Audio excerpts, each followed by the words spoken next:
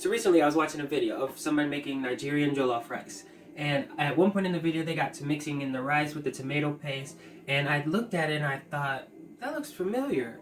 And then the host had the same observation and was like, hey, that kind of looks like jambalaya. So I further thought, maybe jambalaya is one of those dishes that traveled through the Atlantic slave trade from West Africa to here in America, got changed by whatever native influences that were already here or whatever vegetables and things they had access to make jambalaya what it is today. So I went ahead and did some research because maybe somebody else had this observation or this thought, this question. Are jambalaya and jollof rice distant relatives? At first glance, can you tell the difference between these two dishes? Maybe, maybe not? Well, let's look closer. To your right is jambalaya and on the left is jollof rice. So jambalaya is an American Creole and Cajun rice dish with French and African Spanish influences, and it's made with meat, vegetables, and rice. Jollof rice, or jollof, is a dish from West Africa, typically made with long grain rice, tomatoes, onions, spices, vegetables, meat, which is usually chicken, goat, beef, fish, lamb. So you kind of see how those have some similarities. They're also both dishes that you can make one pot in, and in the region that they're primarily made in, there's different varieties. Like there's Nigerian jollof rice, there's Ghanaian jollof rice, different regions down in the south that have different types of jambalaya that they may make. Grandmama may add this in there, auntie may add that in there, other people may not use this.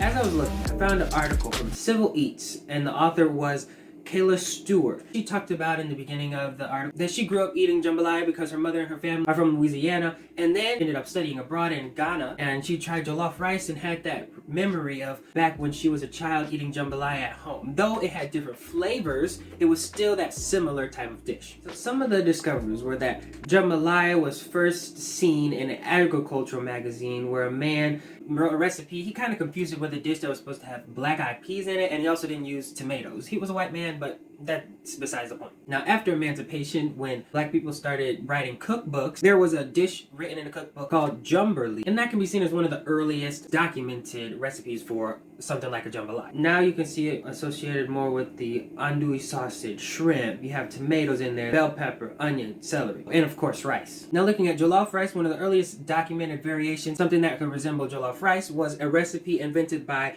Penda Mbaye. It was called Thai boudin. You'll see the word right here on the screen. I may not be pronouncing it correct, but translated loosely through French, it means rice and fish. This dish had cassava, carrot, rice, fish, and cherry tomatoes that were crushed up, and it's a popular dish, and it's also the national dish of Senegal. So because of lack of documentation and record keeping throughout the slave trade, there's nothing definitive that connects jambalaya to jollof rice via the slave route being carried from West Africa to here in America. Most recipes are passed down anyways, from mouth to mouth, storytelling, teaching the younger generation how to make it, and they taught and taught.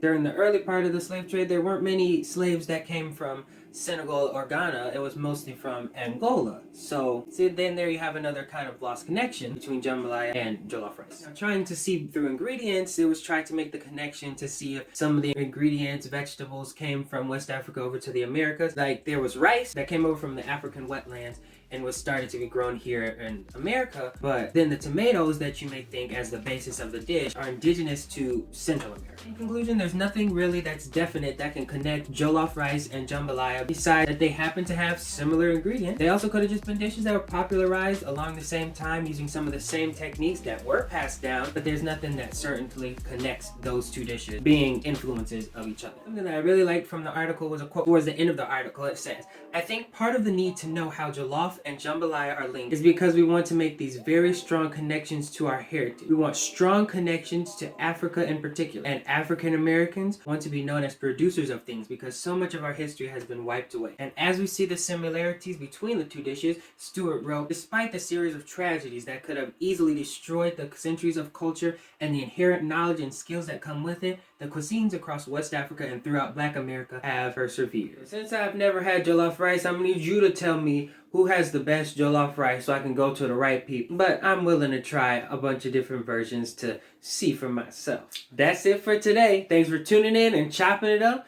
It's Black History Month and Black is looking and tasting good. See you next time. Peace!